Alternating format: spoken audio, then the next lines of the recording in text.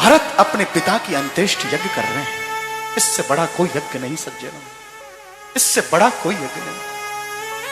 आज अंत्येष्टि में भरत कर रहे हैं। और जब लौट के आए, भरत को कौशल्या ने अंक में भर लिया। सब विधि भरत सरा, मेरा भरत ऐसा नहीं हो सकता जो मेरा भरत राज्याभिषेक चाहता हो। कौशल्या कह रही है, मेरा भरत ऐसा नहीं हो सकता राजगद्दी पे बैठे। आज श्री भरत जी महाराज, सज्जनों, राम कथा के दो पात्र हैं। एक श्री भरत जी है और दूसरी मैंने अभी नाम लिया था क्या, मंथरा। बड़े विचित्र पात्र है। आपसे निवेदन करूं, भारत में 1000 बार प्रयास करो, उसमें कोई अवगुण नहीं मिलेगा। भारत में एक भी अवगुण नहीं है। लेकिन मंथरा एक ऐसी है जिसमें 1000 प्रयास करने के बाद भी एक भी गुण नहीं है, एक भी गुण नहीं है। मेरी बहनों से करबत प्रार्थना करता हूं, मां कौशल्या बन जाना। मेरी माताओं से, मेरी बहनों से प्रार्थना करता हूं कि मां यशोदा बन जाना।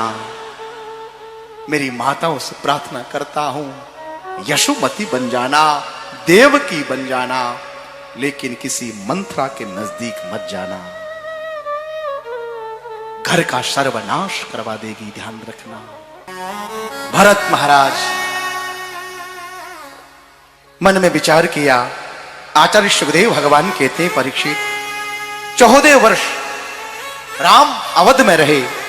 14 वर्षों तक अवध के अंदर किसी ने दीपक नहीं जलाए। 14 वर्ष राम वन में रहे। 14 वर्षों तक अवध में किसी ने चरण पादुका नहीं पहनी। 14 वर्ष राम वन में रहे।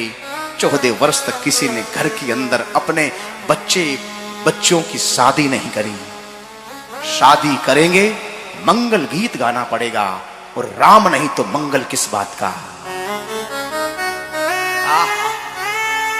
विचार करो सज्जनों,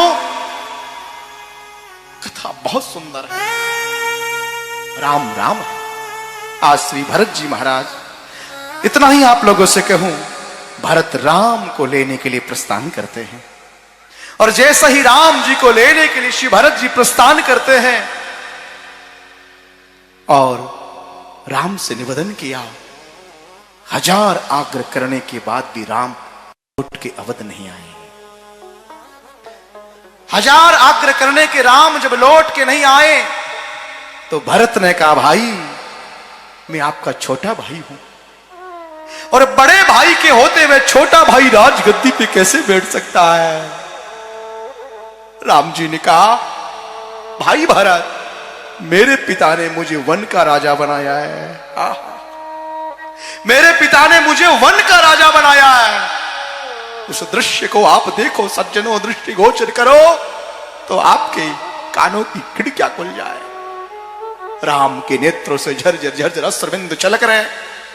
मेरे राघवेंद्र सरकार मन ही मन विचार करते हैं, मेरे पिता ने मुझे वन का राजा बताया, मेरे वन का राजा।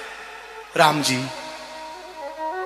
भरत जी 1000 बार आग्रह करने के बाद भी लौट के नहीं आते।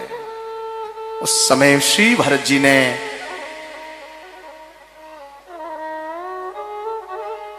राम जी की चरण पादुका उठाई, लकड़ी की चरण पादुका उठाई, और लकड़ी की चरण पादुका उठा के माथे पे विराजमान करिए।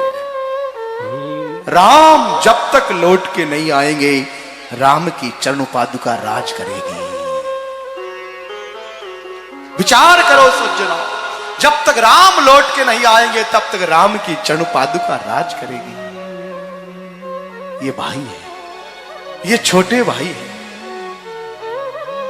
नांदीग्राम गुफा में आए, और नांदीग्राम की गुफा में आके श्री भरत जी ने सुंदर राम जी का स्मरण। राम कथा में जगह जगह मर्यादा है। छोटा भाई बड़े भाई को झुकने के लिए नहीं कह सकता। ध्यान रखना, ये कलयुग नहीं है जो छोटा भाई बड़े भाई को कचेड़ी बता रहा है। राम राम राम राम राम। धिक्कार है जीवन को, धिक्कार है कुल को। मैंने कई जगह देखा है, 1 फीट जमीन के लिए छोटा भाई बड़े भाई को कचेड़ी बता रहा है। सज्जनों, भाई भाई को कैसे रहना चाहिए सीखना है तो रामचरितमानस उठा के देखो। एक पुत्र को पिता के साथ में कैसा व्यवहार करना चाहिए सीखना है तो रामचरितमानस उठा के देखो। एक पत्नी को अपने पति के साथ में कैसा रहना चाहिए यदि सीखना है तो रामचरितमानस उठा के देखो।